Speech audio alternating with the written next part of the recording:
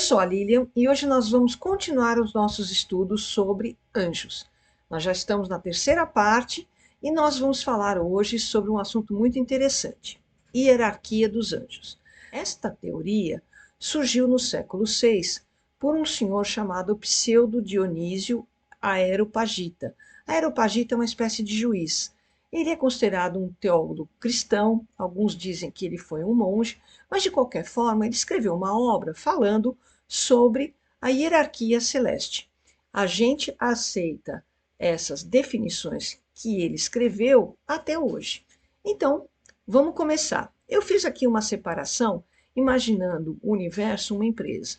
Então, primeiro nível, o presidente, o CEO, seria Deus. No segundo nível, já o nível de diretoria, nós temos o primeiro coro. Coro e ordem, gente, é a mesma coisa. Então, o primeiro coro, nós temos os serafins, que atendem a Deus de forma mais próxima. Eles são dotados de muita inteligência, muita beleza, os que possuem maior dom, porque, como eu comentei, quando os anjos foram criados, cada um foi criado de forma diferente e eles são completamente diferentes um dos outros. Então, depois vem os querubins. Os querubins, eles são como guardiões, tá? Você vê a árvore da imortalidade, lá em Gênesis, os querubins tomando conta da árvore. A arca da aliança, os querubins tomando conta da arca da aliança.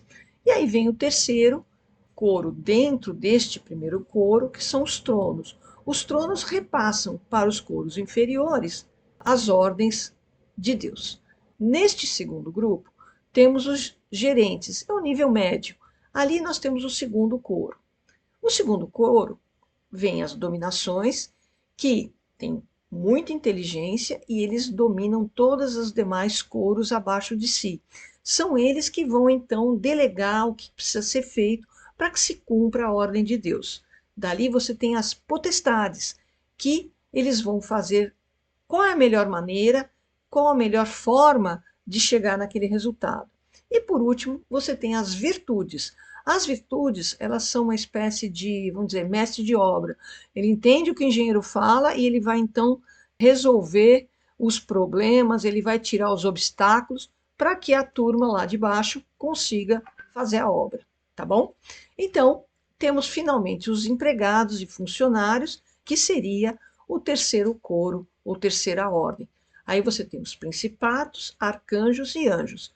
Principados são aqueles que atendem regiões, países.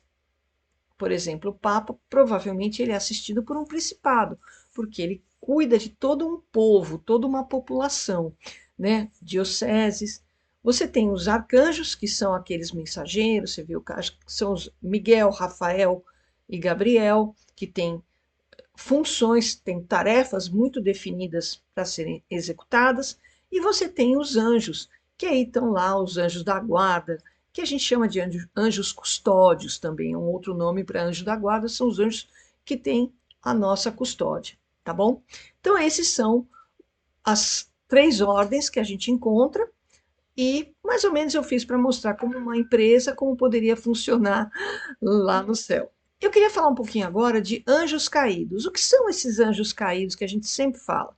Muito bem, anjos caídos, o que a gente sabe? Neste slide, eu vou apresentar para vocês o que a gente sabe. Lúcifer era um anjo da ordem dos serafins, portanto, um anjo brilhante, um anjo com muitos dons, um anjo próximo a Deus. Isso é uma definição de São Tomás de Aquino. O nome dele significa portador da luz, portador da aurora. Ele pecou por quê? Existem três formas de pecado, tá, gente? Primeiro, o pecado de querer o lugar da pessoa, né? Então ele queria o lugar de Deus. A segunda, o não obedecer a uma ordem de um superior. Então, não, eu não obedeço porque eu sei fazer melhor. E a terceira questão é a própria se achar igual ao seu criador. Então, ele é uma pessoa que, porque não se achava criatura, ele se achava semelhante a Deus. Ele queria o lugar de Deus e ele queria substituir a Deus, ele pecou pela soberba e também pela inveja, porque ele queria o lugar de Deus. Jesus, quando fala de Lúcifer, ele chama o príncipe deste mundo ou príncipe das trevas. E ele já está condenado. Eu vou explicar isso daqui a pouco. Ele foi causa de ruína para tantos outros anjos. E no Apocalipse, João fala que 1/3 desses anjos foram arrastados, foram precipitados do céu. Jesus também chama Lúcifer com outro nome. Ele perde o nome de portador da luz e ele passa a se chamar Satanás. O que significa Satanás? Significa opositor, aquele que se opõe a Deus. Também temos outro nome, diabo, aquele que causa discórdia. Discórdia é divisão. É uma outra denominação do demônio, que quer dizer um espírito maligno, um espírito ruim.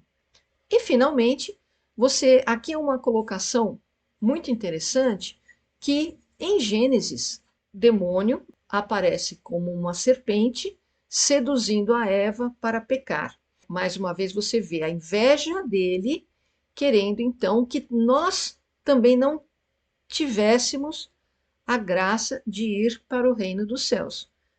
Ou porque odeia a criatura, toda criatura de Deus, ele vai contra a criatura e tenta prejudicá-la.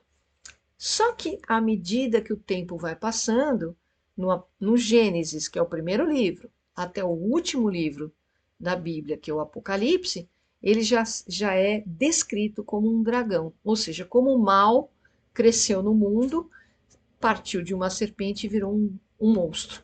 Então, agora nós vamos falar de suposições, tá bom, gente? Isso aqui que eu vou começar agora tem muitas teorias, tem muitos teólogos, tem muita conversa. Esse assunto é muito interessante, mas não é uma verdade de fé. Então, eu estou querendo deixar claro, porque essa é uma teoria do porquê houve a divisão no céu. Mas não é verdadeira. A gente não sabe e não tem nada que nos diga que isso é verdade, tá bom? Vou deixar claro para ninguém falar, ah, mas você falou. Não, não falei. Isso é uma suposição, é uma teoria. Então, vamos começar. Primeiro, foi por causa da criação da humanidade e o fato do homem ser um ser inferior, veja, os anjos, à medida que eles eram criados, era dado a eles o conhecimento infuso de toda a natureza, toda a ordem natural, todo o conhecimento natural, os anjos aprendiam. Claro, cada um em níveis diferentes, mas eles conheciam o universo, eles sabiam das coisas, né? Da presença do Criador. Já nós não, eu já tinha falado sobre isso, a gente passou a ser aquela criatura que vai aprendendo através do nosso intelecto, através do nosso raciocínio, a gente vai conhecendo a verdade e a partir do nosso conhecimento a gente ama a Deus, a gente descobre Deus, né? Por isso que eu falo, deem oportunidade para Deus abrir no nosso coração, se abram para esta oportunidade de criar um vínculo espiritual. Por quê? Deus existe, Ele é o nosso Criador, nós somos suas criaturas, devemos amá-lo. E é exatamente isso, a gente não tem esse conhecimento, nosso conhecimento é imperfeito, é limitado, e ao nascermos desta forma, Deus deu um teste para os anjos, que seria amar, proteger e ajudar na nossa evolução. E aí que pegou. Lúcifer falou: não, eu não, pelo amor de Deus, eu sou o ó do Borogodó, eu sou tudo de bom, cereja do bolo. Eu não vou me submeter a ficar cuidando desses seres inferiores.